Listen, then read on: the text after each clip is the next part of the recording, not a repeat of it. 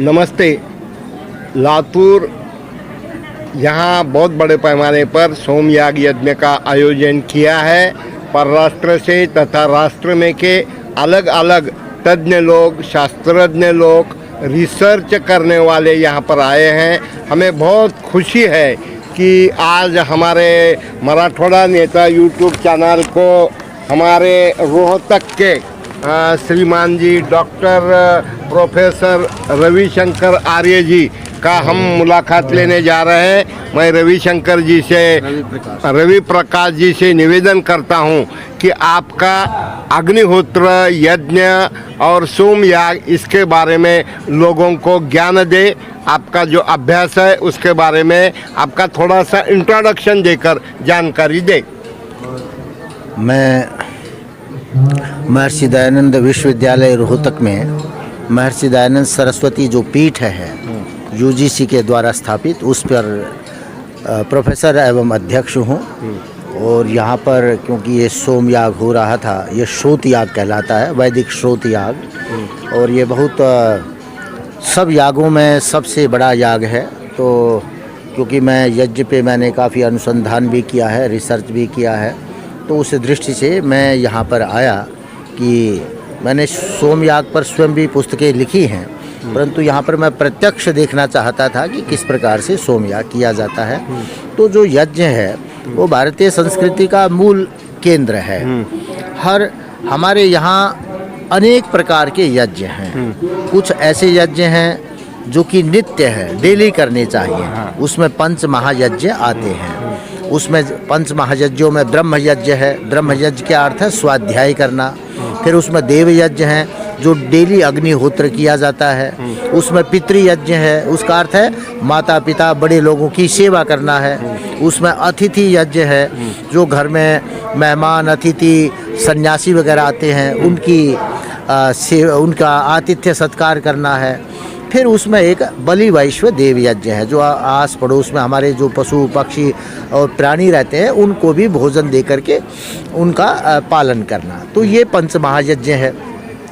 दूसरा ये नित्य यज्ञ है, मतलब डेली करने के लिए है। दूसरे हमारे यहाँ एक व्यवस्था है नैमित्तिक यज्ञ है। नैमित्तिक माने किसी निमित्त से जो यज्ञ किया जाता है। जैसे आपका बर्थडे आ गया तो उस दिन किया, विवाह के निमित्त किया, सालगिरह आ गई तो उसके निमित्त किया, अमावस्या पे किया, दीपावली पे किया, पूर्णिमा पे, ये निमित्त यज्ञ है। कोई निमित्त के कारण जो यज्ञ किए जाते हैं। और तीसरा यज्ञ है काम्य यज्ञ।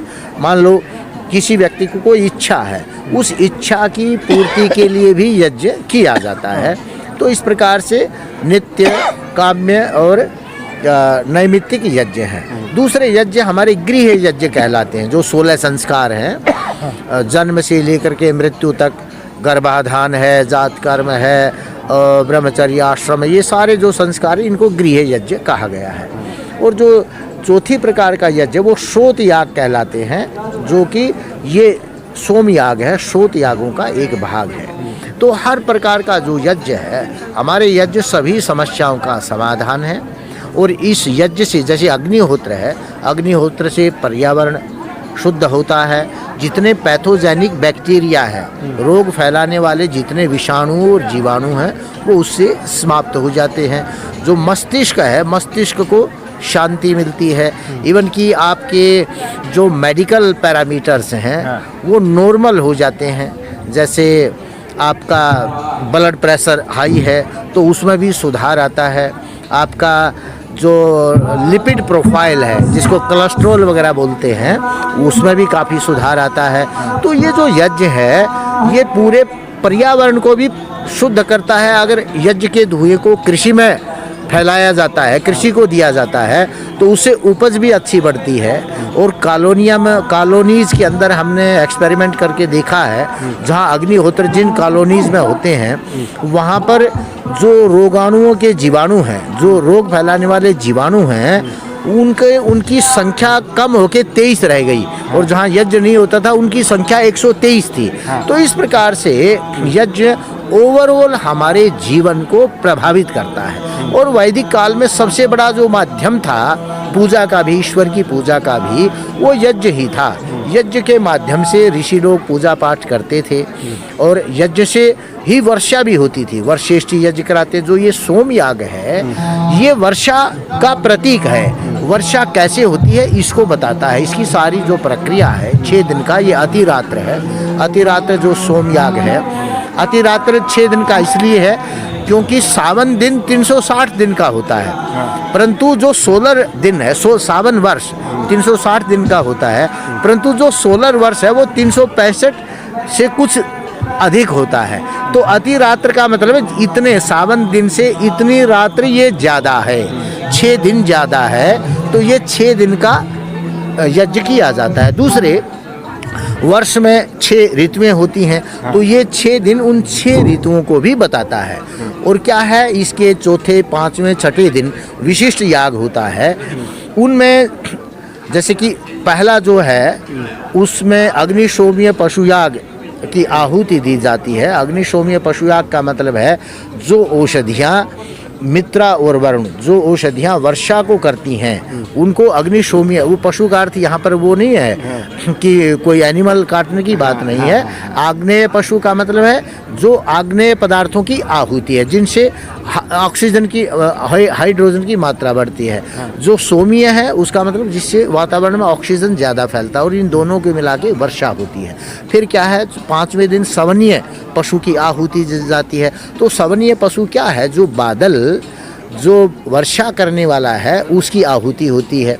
मतलब हमारे वर्षा ऋतु में वर्षा होगी, अगला दिन जो विंटर है उसमें कम वर्षा होगी, और जो आपका ग्रीष्म है उसमें और भी कम वर्षा होती है। और ये जो प्रवर्ग किया गया, हमने देखा कि घी को गर्म करके उसमें गाय और जो बकरी के दूध की आहुति दी और बहुत ज़्यादा लपटें आकाश में गई, तो उसका अर्थ है कि किस प्रकार से पृथ्वी पर सूर्य की किरणों से वाष्पीकरण होता है। और जब ये वाष्पीकरण होता है तो यही वाष्पित जो जल है ये बादल बनते हैं। ये आपने देख रहे हैं ना, 2 शकट हैं। शकट सामान ले जाने के लिए होता है ना, तो ये 2 उन बादलों का प्रतीक है जो वर्षा के जल के बिंदुओं को, जो वाष्प कणों को कैरी करते हैं। और वो 2 हैं क्योंकि 2 अपोजिट बादल जब चलेंगे उनमें पॉजिटिवली चार्ज और नेगेटिवली चार्ज, तो उनमें क्या होगा, आपस में टकरा के उससे वर्षा उत्पन्न होगी। तो सोम याग का अर्थ है प्रोसेस ऑफ रेन फॉर्मेशन, कैसे वर्षा उत्पन्न होती है। क्योंकि भारत कृषि प्रधान देश रहा है और यहाँ पर वर्षा की समय समय पर आवश्यकता है। हमारा वैदिक ऋषि कहता है निकामे निकामे न परजन्यो वर्षतु, ईश्वर से प्रार्थना करता है जब भी हमारी इच्छा हो वर्षा हमारे लिए जल दे।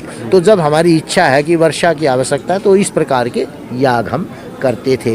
तो इन यागों से भारत की सृष्टि, भारत की जो संस्कृति है वो भी सुरक्षित रहती है, और ये किसी प्रयोजन से किए जाने वाले याग हैं। तो ये इन यागों का ऐसा महत्व है। हमने 4 बार लातूर में जी आचार्य सुभाष चंद्र जी गुरुकुल के थे, उनका स्वर्गवास हो गया। जी। यही मैदान पर पर्जन्य वृष्टि याग किए थे और बहुत बड़े पैमाने पे वर्षा यहाँ पर हुई थी। जी। साथ ही साथ मैं आपको पूछना चाहता हूँ कि आपने अलग अलग सोम याग कहाँ कहाँ देखे, उसके बारे में आपका क्या ओपिनियन है। और हमारे लातूर में संजय जी पांडे और उनके साथियों ने जो यहाँ पर सोम याग का आयोजन किया है उसके बारे में, पंडित लोगों के बारे में, यहाँ पर यूटिलाइज की जाने वाले सामग्री के बारे में आपका क्या कहना है। देखिए, यहाँ पर पंडित जो हैं वो बड़े विद्वान हैं, और आपकी जो ये कमेटी है, ऑर्गेनाइजिंग कमेटी, उसके सभी सदस्य बहुत ही आप कहेंगे कि, मैं कहूँगा कि बहुत चुस्त और बड़े तहे दिल से काम करने वाले हैं। बड़ी रुचि से। और यहाँ के जो लातूर के लोग हैं, मैं उनको भी देख रहा हूँ कि बड़ी संख्या में यहाँ पर लोग आ रहे हैं। लोगों में इस प्रकार से जो भारतीय संस्कृति की चीज़ें हैं उनके प्रति बहुत रुचि है। ये बहुत महत्व की बात है। और यहाँ पर जो आप सामग्री प्रयोग कर रहे हैं, घी इत्यादि, वो मैं देख रहा हूँ कि बड़ा शुद्ध है। हर चीज़ बड़ी मेहनत से जुटाई गई है और कोई फॉर्मेलिटी नहीं कर रहे, उसको सही तरीके से आत्मीयता से, आत्मिक भाव से ये सब प्रयास किया जा रहा है। तो एक बहुत बड़ा कार्य है जो मैं लातूर के ये जो ऑर्गेनाइजिंग कमेटी के लोग हैं उनको भी बधाई देता हूँ। लातूर की जनता को भी बधाई देता हूँ कि आप इतनी बड़ी संख्या में सम्मिलित होकर के ये जो कार्य है महासोम याग का, इसको आप सफल बना रहे हैं। क्योंकि न तो केवल जो पंडित लोग हैं उनके द्वारा ये सफल होगा, न केवल ऑर्गेनाइजिंग कमेटी के द्वारा हो सकता है, न केवल ये पंडाल बनाने से हो सकता है, न केवल जनता के। जब सब लोग सम्मिलित कार्य करेंगे, प्रयास करेंगे, तभी किसी कार्य की, बड़े कार्य की सफलता होती है। और हमारे यहाँ तो कहा गया यज्ञों वही श्रेष्ठतमम कर्म, यज्ञ जो है सबसे श्रेष्ठ कार्य है। तो श्रेष्ठ कार्य है तो उसकी जो श्रेष्ठता है, उसकी जो सफलता है, वो सब श्रेष्ठ लोगों के साथ सम्मिलित होकर के सामूहिक प्रयास करने से ही वो सफलता प्राप्त होती है। आपने जो रिसर्च किया है या बुक्स लिखे हैं, वो कौन कौन से विषय पर लिखे हैं?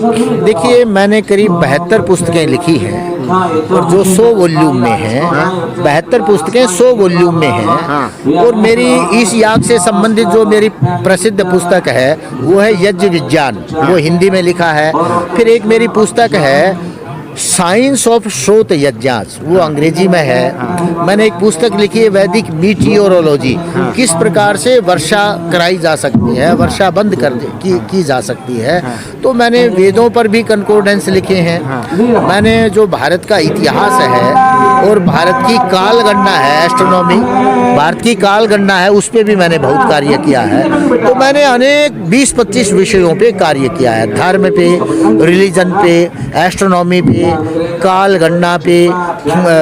भारत के लोगों ने किस प्रकार से, भारत के लोग यूरोप गए, यूरोप को बसाया, यूनान को बसाया। तो इस प्रकार से मैंने काफ़ी पुस्तकें लिखी हैं।